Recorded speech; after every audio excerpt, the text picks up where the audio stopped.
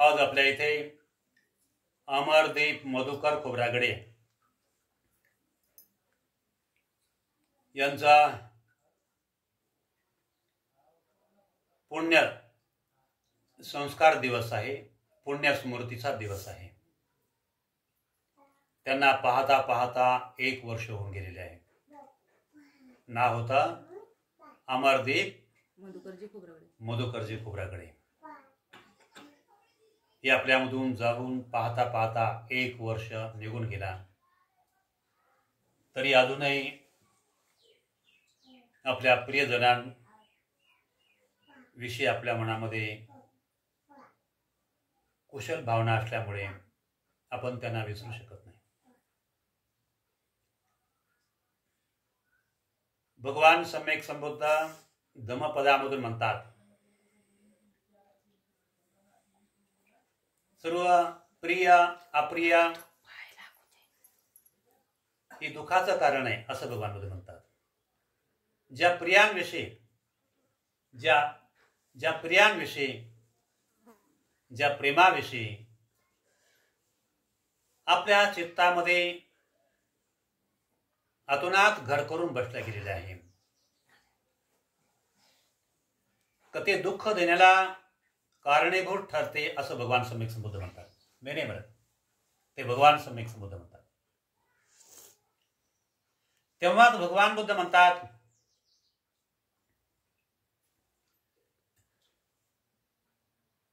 पेमतो जायते शोको पेमतो जायते भयं पेमतो विप्पमुत्तस्य नथी शोको कुतो भयं. या गाथेचा अर्थ, प्रेमापासून शोक उत्पन्न होते, प्रेमापासून भय उत्पन्न होते. जो प्रेमापासून मुक्त आहे त्याला भयच नाही, तर शोक कुठे राहणार. दुसऱ्या गाथेतून भगवान बुद्ध म्हणतात, पियतो जायते शोको पियतो जायते भयं पियतो विप्पमुत्तस्य नथी शोको कुतो भयं. काय म्हणतात भगवान बुद्ध?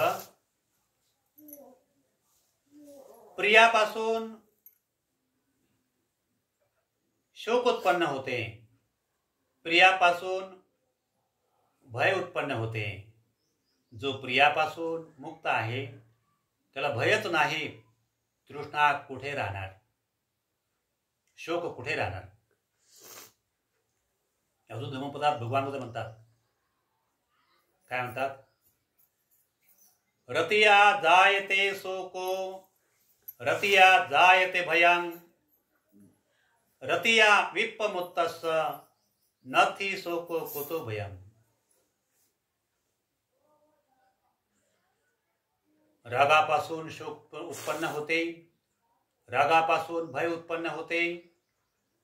जो रागापासून मुक्त आहे त्याला भयच नाही, तर शोक कुठे राहणार. तन्हाय जायते शोको तन्हाय जायते भयं तन्हाय विप्पमुत्तस्य नथी शोको कुतो भयं. तृष्णेपासून शोक उत्पन्न होते, तृष्णेपासून भय उत्पन्न होते. जो तृष्णेपासून मुक्त आहे त्याला भयच नाही, तर शोक कुठे राहणार. हे सर्व दुःखाचं कारण भगवान सम्यक संबुद्धांनी समजावून सांगितलेलं आहे. आपले प्रियजन, आपले प्रिय अप्रियजन आपल्याला सोडून निघून जात असतात आणि ते दुःखाचं कारण आहे असं भगवान सम्यक संबुद्ध म्हणतात. काय म्हणतात भगवान बुद्ध? हे सर्व दुःखाचं कारण आहे. प्रिय अप्रिय जन आपल्याला सोडून जात असल्या कारणाने ते सुखाचं कारण नाही, ते शोकाचं कारण नाही, दुःखाचं कारण आहे. भगवान बुद्धाच्या काळामध्ये, भगवान सम्यक संबुद्धाच्या काळामध्ये भगवान सम्यक संबुद्ध लोकांना उपदेश द्यायचे. तर प्रिय अप्रिय हे फार मोठं दुःखाचं कारण आहे, त्यांना धर्म समजावून सांगायचे. एक कहाणी आहे. एका व्यक्तीला एका ग्रस्ती श्रावस्ती नगरामध्ये एक ग्रस्ती व्यक्ती होती. त्यांना वाणितिनीची तेवढीच एक मुलगी होती आणि तो तिचा वडील तिच्यावर अतोनात प्रेम करायचा, तिचा खूप लाड करायचा. आणि त्यांना ती वाणितिनीची तेवढीच मुलगी होती. त्या ग्रस्ताला वाणितिनीची तेवढीच मुलगी होती. तो वडील तिच्यावर अतोनात खूप प्रेम करायचा. एक दिवस काय झालं तर ती मुलगी अचानक आजारी पडली आणि मरण पावली. त्यामुळे त्या माणसाचा वर एक पहाड कोसळला गेला. त्याच्यावर काय कोसळलं? दुःखाचा पहाड कोसळला गेला. तो फार दुःखी झाला. तेव्हा रोज त्या स्मशानात तो जायचा. दररोज तो स्मशानात जायचा आणि त्या मुलीच्या नावाने खूप शोक करायचा. बाई कुठे व तू, कुठे गेले व, मला का दिसत नाही, असा म्हणून तो खूप शोक करायचा. हा दररोज तो काय विसरत नव्हता. लोकांनी त्याला खूप दिवस झाले तरी मात्र तो त्या स्मशानात तो जायचाच आणि त्या आपल्या मुलीच्या नावाने तो अतोनात शोक करायचा. खूप तो दुःखी व्हायचा, खूप तो शोक करायचा आणि त्याचा दुःख शोक काय कमी होत नव्हता. लोकांनी त्यांना लाख प्रकारचं उपदेश देऊन समजावून पाहिलं का तो मात्र काय समजत नव्हता. तो अन्नही मात्र फार कमी खायचा आणि जाऊन त्या ठिकाणी बसायचा मुलीकडे. बाई कुठे आहे व तू, माझे लाडके, तू कुठे आहे, कुठे गेलीस, मला कशी सोडून गेली व तू, अशा प्रकारे शोक तो करत होता. नेहमी शोक करायचा. एक दिवशी भगवान सम्यक संबुद्ध त्या मार्गाने जाऊन राहिले होते आणि त्या माणसाला धम्म समजून सांगण्याच्या दृष्टीने एक ताडाचं झाड असते, ताडाचं, आणि त्या ताडाच्या झाडाखाली एक आपलं आसन टाकलं आणि त्या ताडाच्या झाडाखाली ते बसले. त्या माणसाने पाहिलं, ज्याची मुलगी मरण पावली होती, तो शोक करत आला आणि त्या भगवान बुद्धाच्या जवळ येऊन त्याने बुद्धाला त्रिवार वंदन केलं. तो शोकातच होता, पण त्या शोकामध्येच तो बसला. त्या भगवान सम्यक संबुद्ध त्याला उपदेश करतात आणि त्याला सांगतात, ग्रस्ता, तू फार दुःखी दिसतो आहे. ग्रस्ता, तू फार दुःखाने ग्रासला गेलेला आहे. तू दुःखाचं कारण जाणू शकतो? हे भगवान, माझी प्रिय एकुलती एक मुलगी होती. ती मला सोडून गेली, म्हणजे ती मरण पावली. आता ती मला दिसणार नाही, म्हणून त्याचा मला शोक झाला. आणि ती मरून खूप दिवस झाले, पण तरी मात्र माझा शोक कमी होत नाही.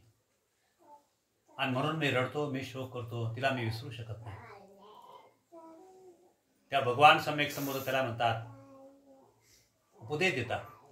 त्याला काय म्हणतात? ग्रस्ता,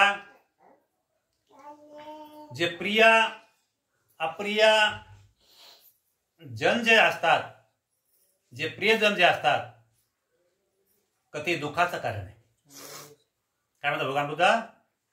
ज्या प्रियाविषयी आपल्या मनात जी आसक्ती आहे ते दुःखाचं कारण आहे. त्या तो भगवान सम्यक संबुद्धाला म्हणतो, भगवान, माझी एकुलती एक मुलगी प्रिया होती आणि तुम्ही म्हणता का प्रिया हे सुखाचं कारण आहे. मी म्हणतो तुम्ही म्हणता का दुःखाचं कारण आहे म्हणतात. हो ग्रस्ता, जे प्रिय असतात का ते दुःखाचंच कारण आहे. काय भगवान, तुम्ही सांगता काय प्रियजन हे दुःखाचं कारण असते? म्हणे हो. त्यांनी पटकन तो उठला. त्याने भगवान बुद्धाला वंदन बी न करता चुपचाप उठला आणि भगवान बुद्धाचा विरोध करत, बुद्धा सम्यक संबुद्धाचा विरोध करत तो निघून गेला. आता विरोध करत निघून गेला असताना समोर दूर अंतरापर्यंत जुवा खेळणारे लोक नाही का, जुवा, जे लोक जुवा खेळतात, सट्टा खेळतात, ते लोक समोर बसलेले असतात. त्या लोकांना बुद्ध धर्माविषयी काय घेणं देणं राहत नाही का? त्याला बुद्धाविषयी त्याला मतलब नाही राहत. तर त्या लोकांजवळ जाऊन उभा राहिला. ते जुवारी त्याला म्हणतात, अरे त्या श्रमण गौतमाजवळ तू गेला होता? म्हणे हो. म्हणे काय म्हणतात श्रमण गौतमाने? का ते श्रमण गौतमाने मला म्हटलं म्हणे का प्रिय आपली मी चांगलं गेलो म्हणे, त्याला वंदन केलं आणि त्याने मला खोटं खोटं सांगितलं म्हणे. का म्हणे काय? आपल्या प्रिय वस्तू आपल्यासाठी दुःखकारक राहतात. म्हणून मी माझी मुलगी मरण पावली तर किती दिवसापासून मी शोक करत आहो. माझी प्रिय व्यक्ती मुलगी मरण पावली, ते सुखाचं कारण आहे, ते निघून गेली म्हणून मी रडतो ना. आणि ते म्हणतात तर दुःखाचं कारण आहे, म्हणून मी त्यांचा विरोध करून मी निघून आलो म्हणे. मग नंतर मी त्याला वंदन केलं नाही. पहिल्यांदा वंदन केलं, दुसऱ्यांदा मी त्याला काय वंदन केलं नाही आणि म्हणून मी त्यांना सोडून निघून आलो इकडं म्हणे. का मग ते जुवारी असतात, त्या जुवारी लोकांना कुठं घ्या. जुवारी म्हणजे वैज्ञानिक नसतात. जुवारी म्हणजे नैतिक मार्गाचं अनुकरण करणारे नसतात, चारित्र्यवान नसतात नाही का? चारित्र्यवान नसतात, नीतिमान नसतात, नीतिभ्रष्ट असतात, शीलवान नसतात नाही का? दुशील असतात, कुकर्मी असतात. त्यामुळे एक वाचाळ स्वभावाचे असतात, निंदक असतात, विकृत विकाराने बरबडलेले असतात. तर त्या व्यक्तीचं हे शब्द ऐकल्याबरोबर त्याने ते खो खो खो खो हसायला लागले. कोण? ते जुवारी लोक. ते जुवारी लोक खो खो खो खो हसायला लागले. अरे ते सलमान गौतम किती एखाद्या अज्ञानी जणांसारखा उपदेश देतो. प्रियजन आपल्या सुखाचं कारण आहे, तो म्हणते का प्रियजन दुःखाचं कारण आहे. तेव्हा तो देखील म्हणतो की माझी प्रिय मुलगी होती एकुलती एक, ती मरण पावली, ती सुखाचे कारण होतं म्हणून मी रडत आहो. अनेक लोक मला समजावतात, पण तरी रडत आहो, मी शोक करतो आहो. माझी बाई निघून गेली तर मला फार शोक झाला म्हणे. का तेव्हा सर्वच लोक त्या भगवान बुद्धाची टिंगल चेष्टा करू लागले. आणि पाहता पाहता ही वार्ता सर्व गावामध्ये, श्रावस्ती नगरामध्ये फैलायला गेली आणि सर्वच लोक भगवान बुद्धाला दोष देऊ लागले. त्या लोकांना, बऱ्याच लोकांना ज्ञान नव्हतं, धर्म ज्ञान नव्हतं. त्यानंतर पाहता पाहता प्रसंजित राजा असतो, त्या कौशल नरेश प्रसंजित राजा राहतो. का त्या प्रसंजित राजाच्या कानावर ही गोष्ट जाते आणि प्रसंजित राजाला देखील फार मोठा खराब वाटते. या भगवान बुद्धाने चुकीचं विधान केलं, हे बरोबर नाही, गलत आहे. पण त्याच्यावर बुद्धाचे संस्कार नव्हते. पण त्याची जी राणी असते, त्याची जी राणी असते ती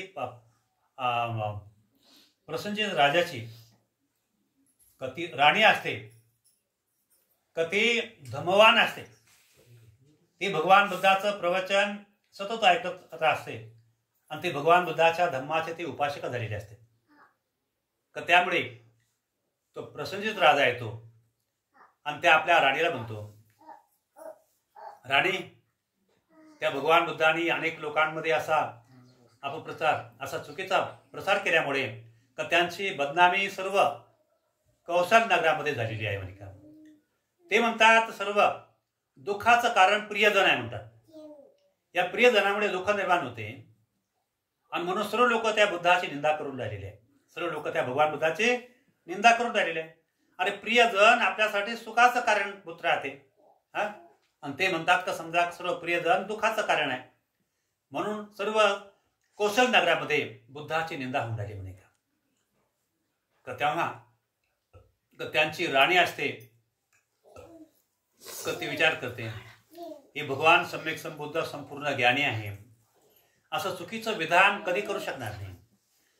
त्यांनी जे ज्ञान प्राप्त केलेले आहे तर त्यांच्यासारखं ज्ञान कोणी प्राप्त केलेलं नाही. त्यांचं ज्ञान 10 पारमिता आधारित आहे आणि ते परिपूर्ण आध्यात्मिक ज्ञान आहे. ते बुद्ध सम्यक संबुद्ध आहे. बुद्ध चुकीचं विधान कधी करू शकणार नाही.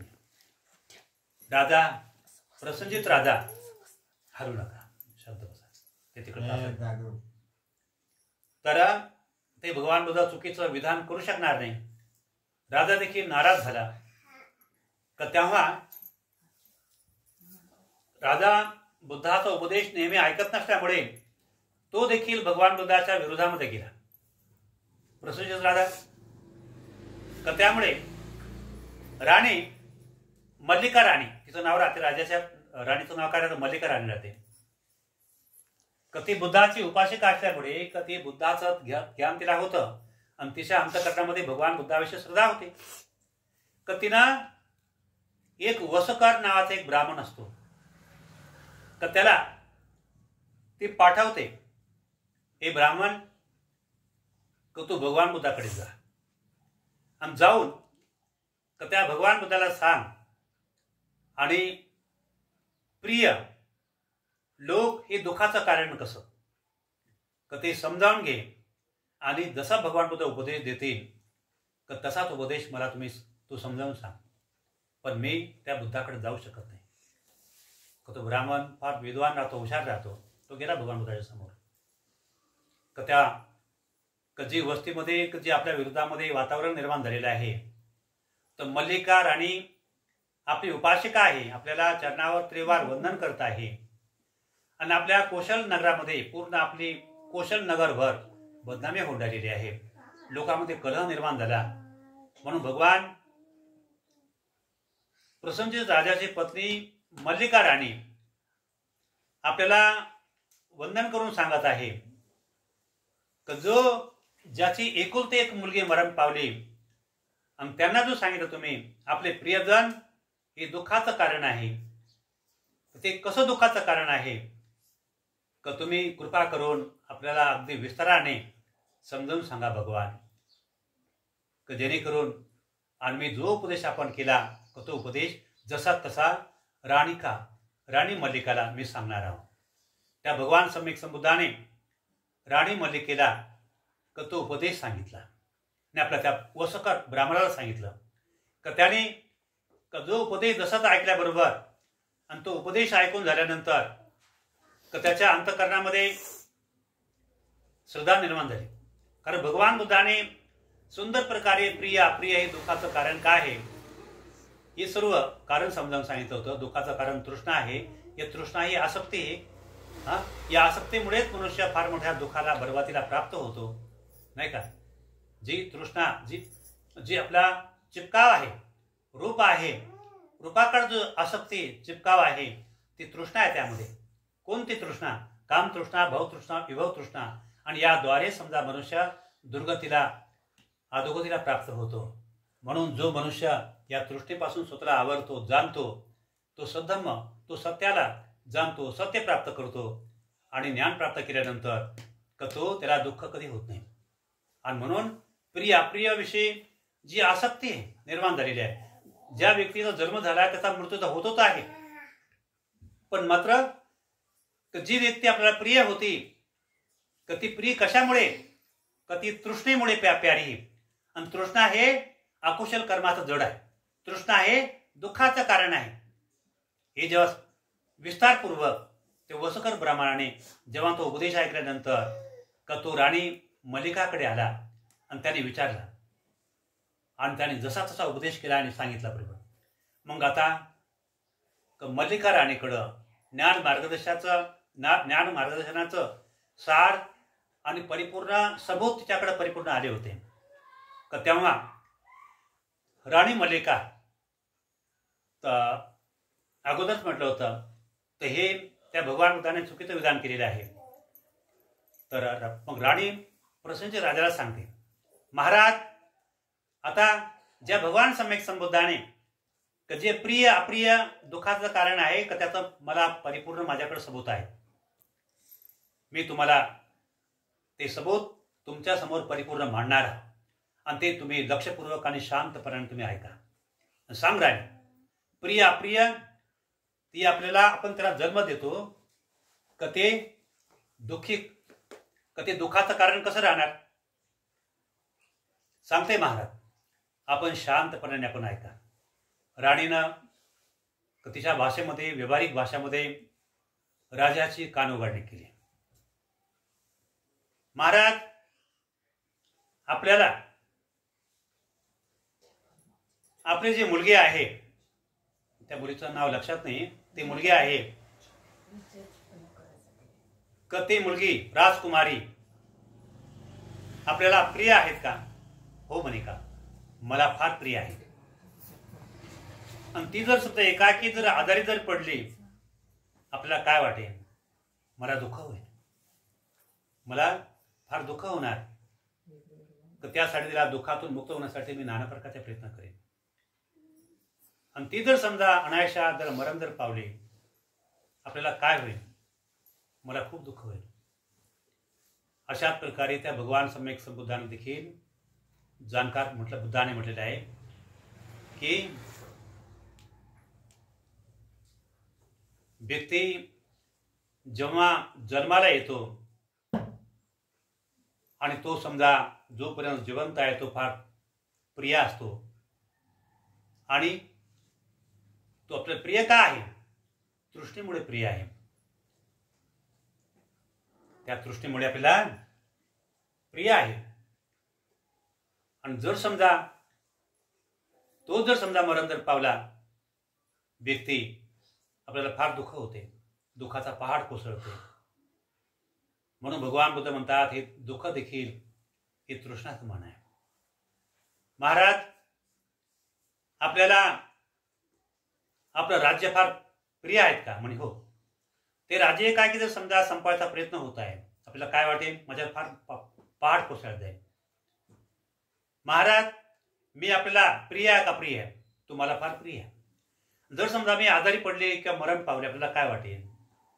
तर तू आजारी पडले तर मला तुला बरं करण्यासाठी आतुनात प्रयत्न करेन. आणि तू जर मरण जर पावली, माझ्यात फार मोठा आकाश कोसळेल. अशाच प्रकारे भगवान बुद्ध म्हणतात दुःखाचं कारण आहे ते तृष्णेमुळे. तृष्णा हे कारण आहे. आणि म्हणून तृष्णारूपी काटा ज्याच्यामध्ये भरले गेलेले आहे त्याला शल्य म्हटलं भगवान बुद्धाने. तृष्णा ही शल्य एक काटा आहे. ज्याप्रमाणे ज्या व्यक्तीच्या पायामध्ये हा काटा भरलेला आहे, काटा, आणि तो काटा जोपर्यंत निघत नाही तर तोपर्यंत चालू शकत नाही आपण वगैरे. जेव्हा काढल्या गेल्यानंतर तेव्हा त्याला बिलकुल काटा होता का नाही, आपण सरळ धावतो. काढल्यावर उठून घेतल्यानंतर चालत असतो. जोपर्यंत काटा आहे इथून तिथपर्यंत चालू शकत नाही. म्हणून तृष्णारूपी शल्य आहे. आणि तृष्णा हे दुःखाचं कारण आहे हे भगवान बुद्धाने म्हटलं. मग त्या जाणकार महाप्रज्ञावन भगवान सम्यक संबुद्धाने जो समजा प्रिय पत्नी, प्रिय मुलगी, प्रिय राज्य याच्यावर समजा गहरा चिपकावा आसक्ती आहे आपल्यामध्ये. कशामुळे आसक्ती आहे? हे तृष्णेमुळे आहे. आणि तृष्णा ही दुःखाचं कारण आहे. आणि म्हणून आणि हीच तृष्णा पुन्हा पुन्हा जन्म घ्यायला लावते आणि पुन्हा पुन्हा मरायला लावते. जन्म आणि मृत्यूचं कारण ही तृष्णा आहे. तर तेव्हा महाराज हे सर्व दुःखाचं कारण आहे.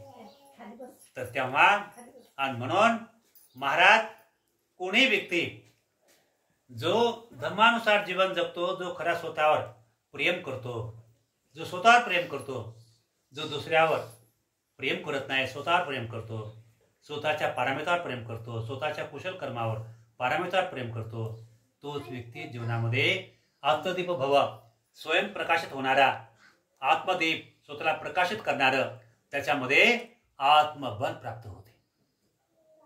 स्वतःला जागरूक करण्याचं बल प्राप्त होते. त्या भगवान सम्यक संबुद्धाने म्हटलं हे जेवढ्या पृथ्वीवर जेवढं चांदणे दिसतात का तेवढे तारे आहे, तेवढे काय आहे? तारांगण आहे. तारांगण म्हटलं गेलेलं आहे. अशा प्रकारे मानवाचे जन्म जोपर्यंत मनुष्य तृष्णेतून मुक्त होत नाही तर तोपर्यंत अनेक पशु पक्षी, मानव, जलचर, थलचर अनेक प्राणी समूहामधून त्याचा तृष्णेच्या माध्यमातून त्याचा जन्म होत असतो. जसं आकाशावर असे तारांगण दिसतात अशा प्रकारे अनेक मनुष्याचे जन्म होतात. एका माणसाचे, एका स्त्रीचे, एका प्राण्याचे असंख्य जन्म होत असतात. करोडो अरबो त्यापेक्षा अधिक जन्म होत असतात. का जन्म होतात? जन्म होणे, बार बार मरणे, बार बार जन्म घेणे, बार बार मरणे, तर हे दुःखाला जन्म देणारी ही तृष्णा आहे. या तृष्णेमुळेच मनुष्याचा बार बार जन्म होतो, बार बार त्याचा मृत्यू होतो आणि बार बार शोक करतो, बार बार तो तडफडत असतो. कधी कधी समजा त्याच्यावर कोणत्या प्रकारचा दुःखरूपी पहाड कोसळतो, हे त्याला तडपाल लावणारी ही तृष्णाच आहे. आणि म्हणून भगवान बुद्ध म्हणतात की जो व्यक्ती या तृष्णेतून मुक्त होतो तो महाप्रज्ञावान होतो, का तो महाहृदयमान होतो, धमवान व्यक्ती बनतो आणि तोच व्यक्ती सर्वश्रेष्ठ जगामध्ये सुख प्राप्त करणारा प्राणी असतो. याची बराबरी जगामध्ये कोणी करू शकत नाही. म्हणून सर्वात सुख जे आहे, धन, द्रव्य, पती, पत्नी, संसार, या संसारामध्ये किती जरी समजा मोठं सुख त्याला, वैभव त्याला प्राप्त झाला असेल, तर तरी तो व्यक्ती त्याला सुखाची त्याला प्राप्ती नाही होऊ शकत. त्याला सुखाचं सुखरूपी समाधान त्याला प्राप्त होणार नाही. तेव्हाच भगवान बुद्ध म्हणतात हे 5 बंधन बहुत मोठे खतरनाक आहे. कोणते 5 बंधन? रागासारखा रोग नाही, द्वेषासारखा दोष नाही, मोहासारखे जाळे नाही, तृष्णेसारखी नदी नाही आणि संसारासारखे बंधन नाही. हे 5 बंधन भगवान बुद्धाने अति खतरनाक मांडलेले आहे. म्हणून या 5 बंधनातून जो व्यक्ती मुक्त होतो, तो व्यक्ती कोण राहतो? जो व्यक्ती त्या तृष्णेतून स्वतःला मुक्त करतो आणि जो व्यक्ती पारमिताने स्वतःला संपन्न करतो, तर तो व्यक्ती स्वतःला परिपूर्ण, स्वतःला प्रकाशित करून महाप्रज्ञावान बनवतो, तर तोच व्यक्ती जगामध्ये सर्वश्रेष्ठ आणि सर्वश्रेष्ठ सद्गुणी महाप्रज्ञावान व्यक्ती म्हटलेले आहे. आणि असा व्यक्तीच जगामध्ये फार सुखी राहतो. तर तेव्हा भगवान सम्यक संबुद्धाने त्या वस्कर ब्राह्मणाला सांगितल्यानंतर, मल्लिकाला सांगितल्यानंतर, मल्लिकाने त्या प्रसंजित राजाला हा उपदेश दिल्यानंतर, समजावून सांगितल्यानंतर प्रसंजित राजाचं परिपूर्ण समाधान झालं. आणि मग प्रसंजित राजाची भगवान बुद्धावर श्रद्धा जडल्या गेली. आणि म्हणून ते जाणकार महाप्रज्ञावान भगवान बुद्ध खोटं बोलू शकणार नाही. आणि म्हणे मी त्या भगवान बुद्धाविषयी चुकीचा भ्रम निर्माण केला होता, चुकीचा समज निर्माण केला होता. आता त्या भगवान बुद्धाला क्षमा मागण्यासाठी मी गेला पाहिजे. तो गेला भगवान बुद्धाकडे, गेला त्या ठिकाणी भगवान बुद्धाकडे आणि त्या भगवान बुद्धाला क्षमा मागितली चुकीची. भगवान, तुमच्या उपासिका माझ्यापेक्षा श्रेष्ठ आहे. तुमची उपासिका मल्लिका राणी श्रेष्ठ आहे. तिच्यामुळे मी जागरूक झालो. तिच्यामुळे तिनं समजा की तुमच्याकडे कोणी दूताला पाठवलं आणि त्याच्या माध्यमातून हा धम्मोपदेश ऐकल्यानंतर भगवान, मी प्राण आशापर्यंत मी त्रिरत्नाचा उपासक बनतो. भगवान, बुद्धं जीवितं, धम्मं जीवितं, संघं जीवितं, पर्यंतं शरणं गच्छामि. 3 रत्नाचा शरणागत मी उपासक बनतो. प्रसंजित राजा त्रिरत्नाचा शरणागत उपासक बनला आणि धम्माच्या मार्गाने वाटचाल करून त्या जो मिथ्या दृष्टीचा तो माणूस होता, का ज्याची मुलगी एकुलती एक होती, पण त्याने भगवान बुद्धाला त्याने फक्त अर्धवट त्याने उपदेश ऐकला. आणि जे लोक अर्धवट उपदेश ऐकतात, तर त्या लोकांची अवस्था बिना बुडाच्या मडक्यासारखी असते. कशी राहते? अर्धवट. सारपूर्ण उपदेश, परिपूर्ण जडापासून उपदेश ऐकून घ्यायचा प्रयत्न करत नाही जे लोक, ते लोक अर्धवट राहतात. आणि जे लोक अर्धवट राहतात, अधुरे राहतात, ते लोक बिना बुडाच्या मडक्यासारखे राहतात. कसे राहतात ते लोक? बिना बुडाच्या मडक्यासारखे राहतात. बिना बुडाचं मडकं कसं राहतं? गलटतं कुणीकडे वगैरे. पण हे ज्ञान कोणाला होतं? प्रसंजित राजाला होतं का ते ज्ञान? ते पण त्याच्यात राणीला ते ज्ञान होतं, नाही का? आणि म्हणून अनेक सर्व ते कोसल नरेश, तर ते कोसल नगर लाखो करोड लोक भडकले होते आणि त्या भगवान बुद्धाला दोष देऊ लागले होते. कारण त्या लोकांचं ज्ञान कसं होतं? अर्धवट ज्ञान होतं. परिपूर्ण ज्ञान होतं का? त्या लोकांचं ज्ञान कसं होतं? बिना बुडाच्या मडक्यासारखं त्या लोकांचं ज्ञान होतं. कसं ज्ञान होतं त्या लोकांचं? बिना बुडाच्या मडक्यासारखं त्या लोकांचं ज्ञान होतं, नाही का? म्हणून त्या लोकांमध्ये चुकीचा समज निर्माण झाला होता, नाही का? पण राणी मल्लिका देवी म्हणजे त्या प्रसंजित राजाच्या पत्नीचं ज्ञान बाकी इतर लोकांसारखं, राजासारखं तिची कुदृष्टी नव्हती, मिथ्या दृष्टी नव्हती. ती फार मोठी महाप्रज्ञावान आणि भगवान बुद्धाची श्रद्धा संपन्न उपासिका होती, नाही का? म्हणून तिला हे कुठं समजलं नव्हतं. म्हणून तिने आपल्या एका जाणकार व्यक्तीला पाठवलं, कारण तिला जाण्याची भगवान बुद्धापर्यंत मनाई होती. म्हणून त्यांच्या माध्यमातून तिने भगवान बुद्धाचा उपदेश जेव्हा समजून घेतला, का तेव्हा प्रसंजित राजाला जेव्हा समजावून सांगितलं, का तेव्हा त्याला फार मोठं दुःख झालं आणि शेवट तो भगवान बुद्धाकडे गेला. त्याने आपल्या चुकीची क्षमा याचना केली आणि तो त्रिरत्नाचा उपासक बनला. मग त्याने भगवान बुद्धाविषयी एवढी श्रद्धा निर्माण केली का त्याने भगवान बुद्धाला भिक्खू संघासाठी 500 विहार निर्माण करून दान केले होते. त्याने कोणी दान केले होते? प्रसन्नजित राजाने. किती विहार दान केले होते? 500 बुद्ध विहार बनावून बौद्ध भिक्खूंना, भिक्खू संघांना धम्म प्रचार करण्यासाठी, भिक्खूंना समजा आरामशीर पाणी पावसापासून, ऊन वाऱ्यापासून सुरक्षित राहण्यासाठी 500 विहार बनावून दान केले होते. कधी दान केले? जेव्हा त्याचा भ्रम दूर झाला. आणि तो भ्रम कोणामुळे दूर झाला? त्याचं स्वतःचं पुण्यकर्म होतं का? कोणाचं पुण्यकर्म होतं? त्या राणीचं काय नाव होतं? मल्लिका राणी. काय नाव होतं? राणी मल्लिका. म्हणजे आपल्या राणीच्या पुण्यकर्माद्वारे राजा जागरूक झाला आणि म्हणून तो भगवान बुद्धाचा उपासक बनला, नाही का?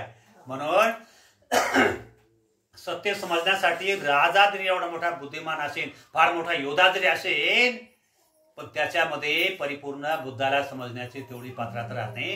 पुण्यवान व्यक्ती बहुत कमी लोक राहतात. त्याची राणी असते, ती महापुण्यवान असते, तिच्या माध्यमातून त्याला बुद्ध समजतात, धम्म समजतात, भिक्खू संघ समजते आणि तिच्या माध्यमातून बुद्धापर्यंत पोहोचतो आणि बुद्धाला त्रिवार वंदन करतो, बुद्धापासून उपदेश देतो. तो भगवान बुद्धाला भोजन दान देतो आणि त्यांनी भगवान बुद्धाला 500 बुद्ध विहार बनावून 500 बुद्ध विहार तयार करून त्याने भिक्खू संघाला दान केले होते. कधी दान केले होते? जर राणी मल्लिका जर नसती तो हे कर्म करू शकला असता का? तो टवाळके करत राहिला असता, निंदा करत राहिला असता, नाल्यास्ता करत राहिला असता. त्याच्यामध्ये तो वैज्ञानिक नव्हता, तो खरा सायंटिक नव्हता. सायंटिक होता का तो तेवढा? तसा तो महाप्रज्ञावान होता का? तसा बुद्धिमान होता का तो तेवढा? योद्धा होता, लोकांमध्ये युद्ध करणारा. पण महायोद्धा धम्माच्या मार्गातून महायोद्धा नव्हता, नाही का? तलवारीचं युद्ध करणार होता, पण बुद्धिवादाचं युद्ध करणारा त्याच्यामध्ये पात्रता नव्हते. पण ती पात्रता नंतर त्याच्यात ती निर्माण झाली. पण कोणामुळे निर्माण झाली? कोणामुळे निर्माण झाली ती अवस्था? राणी कोणती? मल्लिका राणीमुळे त्याच्यात ती अवस्था निर्माण झाली. मल्लिका राणी किती महान आहे मग, पण महाश्रद्धा संपन्न राणी होते. म्हणून आज आपले काय नावाचं मुलाचं नाव? अमरदीप. वडिलाचं नाव मधुकर. आहे का मधुकर? पुढे आहे मधुकर. आडनाव खोब्रागडे. यांच्या अमरदीप मधुकर खोब्रागडे यांच्या पुण्यस्मृती निमित्ताने आज हे परित्राण पाठ या ठिकाणी झालेलं आहे. या अमरदीप या मुलाला याचं पुण्यस्मृती सफल होऊन ज्या ज्या ठिकाणी त्याचा जन्म हो, त्याला सद्गती, देवतागती, महाप्रज्ञा पूर्ण अवस्था प्राप्त होऊन त्याची दुर्गती पासून मुक्त होऊन उत्तम गतीला प्राप्त हो, ही महान अशी श्रद्धांजली अर्पण करून आजच्या प्रसंगी हे परित्राण धम्म देशना ह्या ठिकाणी समाप्त झाला असं मी जाहीर करतो. म्हणा 3 वेळा साधू